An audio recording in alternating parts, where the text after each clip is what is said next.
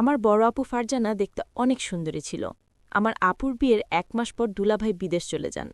আপুর মনটা তখন খুব খারাপ হয়ে যায়। আমি আপুকে একদিন সুযোগ বুঝে হোটেলে নিয়ে যে করেছিলাম তা শুনলে তোমাদের মাথা ঘুরে যাবে। তাহলে আসল ঘটনাটি শুরু করি।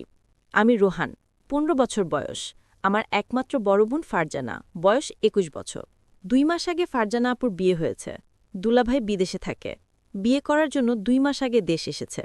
ফারজানা আপুকে দেখি তার পছন্দ হয়েছে, তাই দেরি না করেই তড়িঘড়ি করে বিয়ে করেছে। আমাদের অর্থনৈতিক অবস্থা খুব বেশি ভালো না। বাবা একটা ছোট বেসরকারি প্রতিষ্ঠানে কাজ করেন। ঢাকা শহরে থাকা খাওয়ার খরচ সামলানো কঠিন। তাই দুলাভাইয়ের মতো একটা ভালো ছেলেতে পেয়ে বাবা আর মা কোনো দেরি করতে চায়নি। ফারজানা আপু বিয়েতে খুব খুশি ছিল, কিন্তু দেখতে দেখতে ৩ মাস পার হয়ে গেল আর দুলাভাইয়ের বিদেশ যাওয়ার সময় হয়ে গেল। বিয়ের ২ মাসের মধ্যেই স্বামী বিদেশে চলে যাবে, তাই ফারজানা আপু ভীষণভাবে ভেঙে পড়ল। তাই দুলাভাই সিদ্ধান্ত নিল যে ১ বছর পরেই দুলাভাই দেশে ফিরে আসবে, আর এই ১ বছর ফারজানা আপু তার বাপের বাড়িতেই থাকবে। দুলাভাইয়ের বাড়ি ঈশ্বরাগঞ্জ জেলাতে। তাই বিদেশে যাওয়ার ১ সপ্তাহ আগেই ফারজানা আপুকে সাথে নিয়ে ঢাকাতে আমাদের বাসায় চলে আসলো। ফারজানা আপু আর দুলাভাই আসাতে বাবা, মা, আমরা সবাই খুব খুশি হলাম। দুলাভাই আর ফারজানা আপুর সাথে আমি খুব আনন্দের সাথে সময় কাটাতে লাগলাম। আমাকে দেখে আব্বু একটা মুচকি হাসি দিল। আপুর মুচকি হাসিতে আমার সাহস আরও বেড়ে গেল। আমি আপুকে বললাম, আপু তুমি আমাকে দেখে হাসছ কেন? আবু বলল, ভাইরে এটা তো হাসি না, এটা আমার অন্তরে কান্না।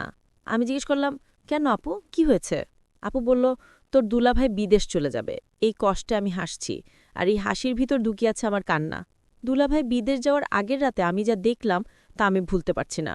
আপুর রুমে কি হচ্ছিল আমি তা দেখেছিলাম, আর আমি তা এখন ভুলতে পারছি না। গতকালের দৃশ্য আমার মনে পড়তে আমার ভীষণ ভয় লাগছিল। গতকাল রাতে আপু আমাকে কিছু বলেনি, কিন্তু আজকে আমি আপুর সামনে দাঁড়াবো কিভাবে? আজকে আপু আমাকে কি বলবে? এসব ভাবতে ভাবতে আমার মাথাটা আরও ভারী হয়ে আসছিল। তখনই আমার মা চিৎকার করে আমাকে সকালে নাস্তা করার জন্য ডাক দিল। আজকে দুলাভাই বিদেশ চলে যাবে, তাই বাবাও আজ বাড়িতেই আছে। আমি আমার রুম থেকে বাহির এসে দেখি বাবা, মা, দুলাভাই আর ফারজানা আপু ডাইনিং টেবিলে বসে আছে। আমি মাথা নিচু করে এগিয়ে গিয়ে নাস্তা করতে বললাম। আমি ভয় করছিলাম যে কখন যেন ফারজানা আপু গতকাল রাতের প্রসঙ্গ তুলে সবার সামনে আমাকে বকা দিবে, কিন্তু তেমন কিছুই হলো না। ফারজানা আপু একদম স্বাভাবিক ছিল।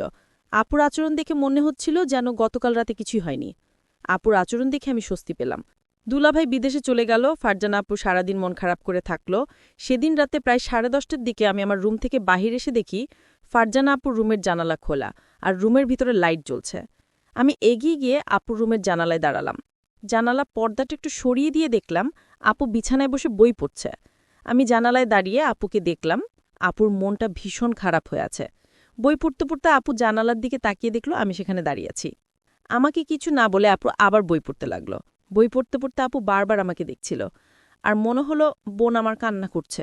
আমিও চুপচাপ দাঁড়িয়ে দেখছিলাম। বেশ কিছুক্ষণ পরে আপু বিছানা থেকে নেমে হাতের বইটা টেবিলে রেখে জানালার কাছে আমার সামনে এসে দাঁড়াল। আপু আমার চোখের দিকে তাকিয়ে বলল, কি রে, কিছু বলবি? আমি থতমত খেয়ে বললাম, আপু তুমি ঠিক আছো? আপু সুন্দরটা হাসি দিয়ে বলল, হ্যাঁ আমি ঠিক আছি, অনেক রাত হয়েছে, এখন রুমে গিয়ে ঘুমিয়ে পড়। আমি বললাম, তুমি কি এখনই ঘুমাবো আপু? আপু বলল, হ্যাঁ তুইও গিয়ে ঘুমিয়ে পড়। আমি বললাম, আগে তুমি শুয়ে পড়ো আপু, তারপর আমি যাচ্ছি। আপু আর কিছু না বলে একটা মুচকি হাসি দিয়ে রুমের লাইট বন্ধ করে বিছানা শুয়ে পড়ল। আমি আমার রুমে এসে শুয়ে পড়লাম, কিন্তু কিছুতেই ঘুম আসছিল না। বারবার আপুর কথা মনে আসছিল। আপু দুলাভাইয়ের জন্য কান্না করছে। সকালে উঠে আবার সবকিছু স্বাভাবিক। দিনের বেলা আপু কখনো রাতের বিষয়ে কোনো কথা বলতো না। দিনের আপু আর রাতের আপু যেন সম্পূর্ণ আলাদা। আমিও কখনো দিনের বেলা রাতের বিষয়ে কথা বলতাম না। এভাবেই আমাদের দিন কাটতে লাগলো। দিনের বেলা আমরা ২ ভাই বোন স্বাভাবিক আচরণ করতাম, কিন্তু প্রতিদিন রাতে আমি আপুর রুমে জানালে গিয়ে আপুকে দেখতাম। কোনোদিন আপু জেগে থেকে বই পড়ত বা টিভি দেখত। আবার কোনোদিন আমি যাওয়ার আগে আপুর রুমের লাইট বন্ধ করে ঘুমিয়ে পড়ত। প্রায় ৬-৭ দিন পরে একদিন রাতে আমি ফারজানা আপুর রুমের জানালে গিয়ে দেখলাম আপুর রুমের লাইট জ্বলছে, কিন্তু রুমে আপু নাই। আমি রুমের চারিদিকে তাকিয়ে দেখলাম আপু কোথাও নাই। হঠাৎ আপুর রুমের বাথরুমের দরজা খুলে গেল। আপু বাথরুম থেকে বাহির হয়ে আসলো। আমি বললাম, আমার ঘুম আসছে না আপু। আপু বলল, বেশি রাত জাগা সুরের জন্য ভালো না, যা গিয়ে ঘুমিয়ে পড়। পরের দিন আমার বাবা আর মা সারাদিন চাচার বাসায় থাকবে, রাতে ফিরবে। আজকে শুধু আমরা ২ ভাই বোন বাসায় থাকব। তখনই ফারজানা আপু আমার রুমে এসে বলল, কি করছিস রোহান? আমি বললাম, কিছু না আপু, এমনি বসে আছি।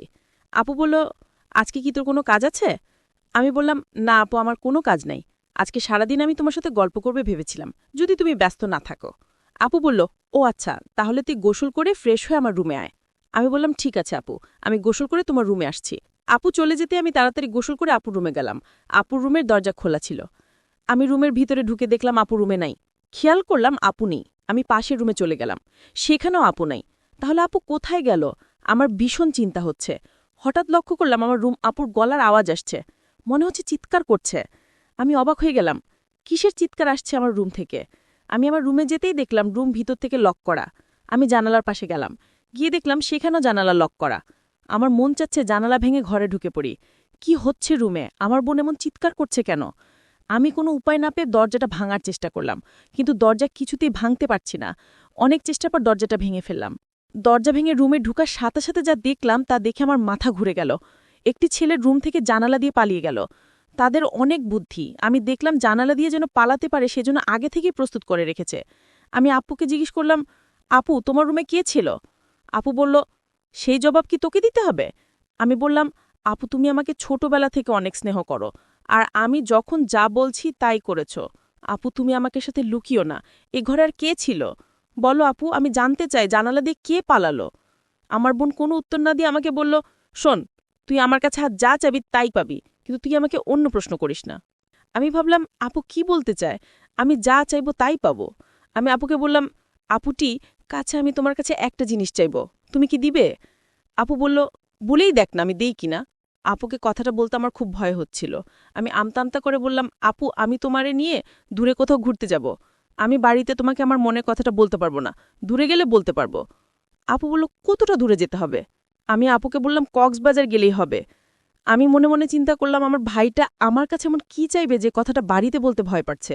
আমি ছোট ভাইয়ের কথায় রাজি হয়ে গেলাম। আমি তোর সাথে ঘুরতে যাব। আমিও জানতে চাই আমার ছোট ভাইয়ের মতাটা কি।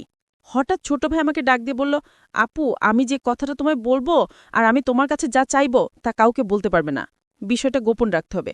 প্রমিস, কাউকে বলবো না। তাহলে এখনই বলে ফেল, কি বলবি, আমার কাছে কি চাস? আপু আমি আগেই বলেছি আমি বাড়িতে বলতে পারবো না, তোমাকে কক্সবাজার নিয়ে তারপর বলবো। ঠিক আছে আমার লক্ষ্মী ভাই, তাহলে চলো আজই আমার কক্সবাজার চলে যাই। পরের দিন সকাল আমি আপুকে নিয়ে কক্সবাজার রওনা দিলাম। আমরা সকাল ৮টায় বাড়ি থেকে কক্সবাজারের উদ্দেশ্য নিয়ে রওনা দিলাম। আমরা প্রায় রাত ৮টায় কক্সবাজার গিয়ে পৌঁছলাম। সারাদিন গাড়িতে আসা যাওয়ার পর আমরা খুব ক্লান্ত হয়ে পড়লাম। আমরা একটা হোটেলে উঠি ফ্রেশ হয়ে নিলাম, তারপর ঘুমিয়ে পড়লাম। পরদিন সকালে নাস্তা করে আমরা সমুদ্রের সঙ্গে পায়ে হেঁটে ঘুরতে গেলাম। দুই ভাই বোন অনেক মজা করলাম। আমরা ওখানে ছবি তুললাম। কক্সবাজারে গিয়ে আমার আপু অনেক বদলে গেল। বাড়িতে যখন আপু ছিল তা না, কক্সবাজারে এসে সে যেন সম্পূর্ণকার ভিতরের জোরটা পেয়েছে। আমার যেন মনে হলো সে অনেক পরিমাণে খুশি। আমি সঙ্গে সঙ্গে আমার বাবাকে ফোন করে জানালাম যে আমরা কক্সবাজার এসে পৌঁছেছি। আমি সেখানে কয়েকদিন থাকব। আমি আর আমার আপু মনে হচ্ছে নতুন করে জন্মেছি। আমরা সমুদ্রদ্বারে গিয়ে খুব মজা করলাম। মজা করতে করতে একটা সময় আমরা খুব ক্লান্ত হয়ে পড়লাম। আমরা সেখান থেকে ফিরে হোটেলে চলে আসলাম। আমরা হোটেলে এসে গোসল করে বিছানায় শুয়ে পড়লাম। দাওয়া ৩টে হোটেল নেবে সে ঘুরতে যাবে। আমি অতক্ষণ আপুর জন্য অপেক্ষা করলাম। আপু আসার পরে আমরা একসাথে খেতে বসে গেলাম। সেখানে অনেক মজার মজার খাবার পেলাম। আমরা অনেক আনন্দ করছিলাম। সবকিছু খাওয়া শেষ হয়ে গেলে আমরা ওখান থেকে উঠে আমাদের রুমে চলে আসলাম। আমি আর আপু রুমে বসে অনেক গল্প করতে লাগলাম। হঠাৎ মনে পড়ল আমাদের আসার মূল উদ্দেশ্যটা কি। তারপর আমি আমার আপুকে বললাম, আপু তোমাকে কিছু বলতে চাই। আপু বলল, হ্যাঁ বল, কি বলবি তুই? আমি আমতামতা করে বললাম, আপু আমি ঘোরার সময় তোমার রুমে যে জিনিসগুলো দেখলাম সেগুলো আমি নিজেও করতে চাই। আমিও আপুর মতো মজা করতে চাই। আপু বলল, পাগলা কোথাকার, এসব কি বলছিস তুই? আমি বললাম, ঠিক আছে আপু, তুমি যদি আমাকে না দাও তাহলে চলো আমরা বাড়ি চলে যাই। আপু বলল, এখন এগুলো বলো না রোহান, পরে। আমি বললাম, না আপু আমি এখনই সেই জিনিসগুলো চাই।